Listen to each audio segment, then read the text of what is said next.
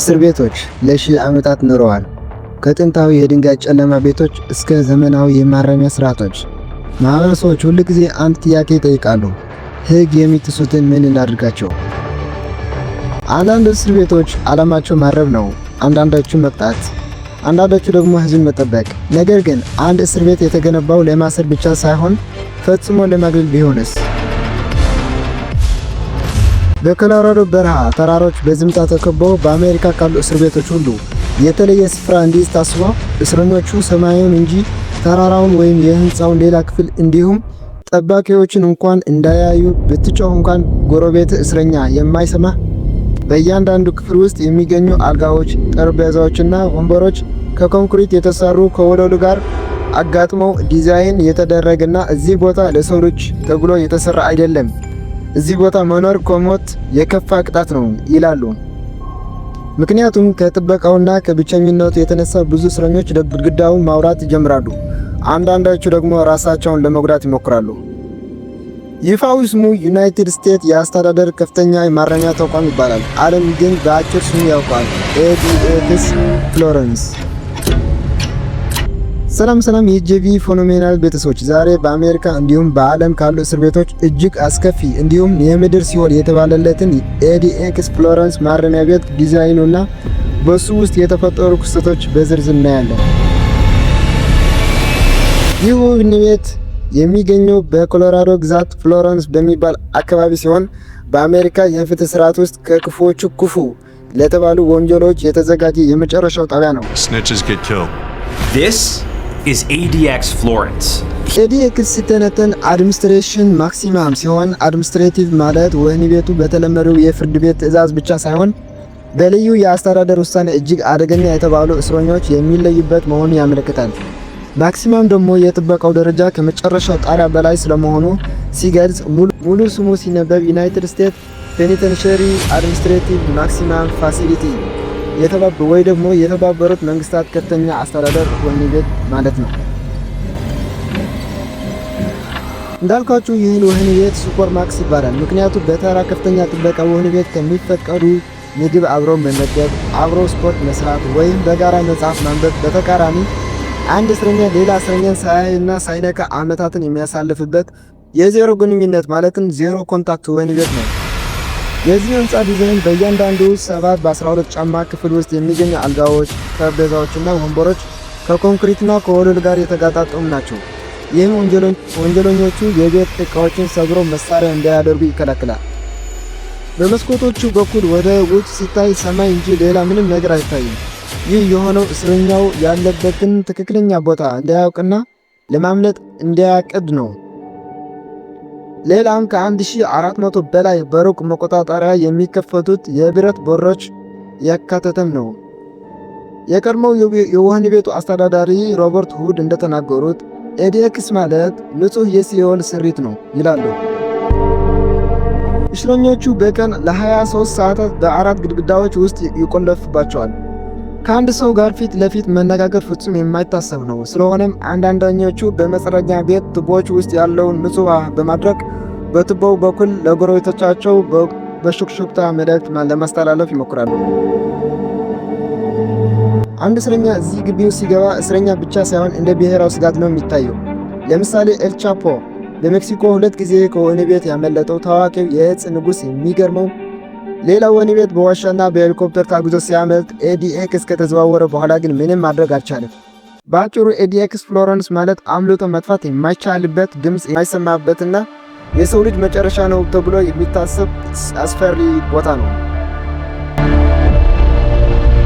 በዘመናዊ የአሜሪካ ታሪክ ስማቸው ገዝፎ የነበሩ የወንጀለኞች እዚህ ይገኛሉ። ለምሳሌ ቴድ ካቺንስኪ ዩና ቦምበር በመባል የሚታወቅ ቦምቦችን በፖስታ በመላክ የሚታወቅ የሂሳብ አዋቂ፣ ራምዚ ዮሴፍ የ1993 የዓለም ንግድ ማዕከል ፍንዳታ አቀነባባሪ እና በአንድ ጥቃት ለ168 ሰዎች ሞት ምክንያት የሆነውን ቲሞቲ ማኪቬይ እና በካሊፎርኒያ ዩኒቨርሲቲ የሂሳብ ፕሮፌሰር ከመሆን እስከ በ17 ዓመታት ውስጥ 16 ቦምቦችን በመላክ ዓለምን ያሸበረ ጂኒየስ ሰው ቴድ ካቺንስኪ እና የአሜሪካ ቀድሞ ጦር ሰራዊት አባል፣ ነገር ግን በመንግስት በነበረው ከፍተኛ ጥላቻ ምክንያት 3175 ኪሎ ግራም የሚመዝን ፈንጂ የጫነ መኪና ያፈነዳ ቲሞቲ ማኪቤ ትንሽ የሚል ቴድ ገና በልጅነቱ እጅግ ብልህ የነበረው ሰው ሲሆን ገና በ16 ዓመቱ ነው ወደ ታዋቂው ሃርቫርድ ዩኒቨርሲቲ የገባ። በኋላም በሂሳብ የዶክትሬት ዲግሪ አግኝቶ በ25 ዓመቱ በካሊፎርኒያ ዩኒቨርሲቲ በበርክሌይ ትንሹ የሂሳብ ፕሮፌሰር በመሆን ተቆጥሮ ነበር። ነገር ግን በድንገት ስራውን ለቆ ወደ ሞንታና ግዛት በረሃ በመሄድ በትንሽ የእንጨት ጎጆ ውስጥ ያለ ኤሌክትሪክና ውሃ ለብቻው መኖር ጀመረ።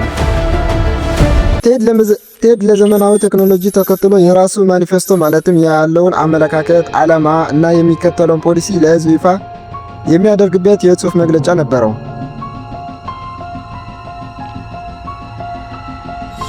ማኒፌስቶው የኢንዱስትሪ ማህበረሰብና የወደፊት እጣ ፈንታ ወይ ደግሞ ኢንዱስትሪያል ሶሳይቲ ኤንድ ኢትስ ፊውቸር ይሰኛል። በውስጥም ቴክኖሎጂ የሰው ልጅ ነጻነት እንዴት እንደሚነጥቅና ተፈጥሮ እንደሚያጠፋ በዝርዝር አስፍሯል። በተጨማሪም ቴክኖሎጂ ሰዎችን ሳይኮሎጂን ባሪያ እያደረጋቸው ነው ብሎ ያምናል። ሰዎች በራሳቸው መወሰን አቁመው በኮምፒውተርና በስርዓቱ ትዕዛዝ ብቻ እንደሚኖሩ ይሰማው ነበር።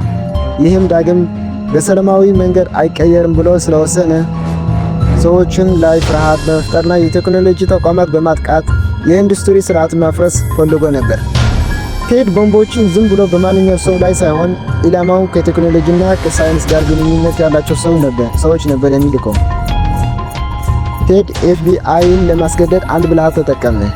ይህ ባለ 35,000 ቃለ ጽሑፍ በታዋቂ ጋዜጠኞች ዘ ኒውዮርክ ታይምስ እና ዋሽንግተን ፖስት ላይ ካልታተመ ቦምብ መላኬ መፈንዳትን አላቆምም ብሎ ዛተ። እናም ኤፍቢአይ እና የፍትህ ሚኒስቴር ደግሞ እንኳን ሌላ ሰው እኛም ራሱ በቁጡ የማናውቀው ሰው ዋጋ ሰጥቶ የማነበው ሰው ስለማይኖር ይታተም ብሎ ወሰኑ። ነገር ግን ጉዳቱ ለቴድ ለኤፍቢአይ ደግሞ ስራውን አቆለለት ነበር።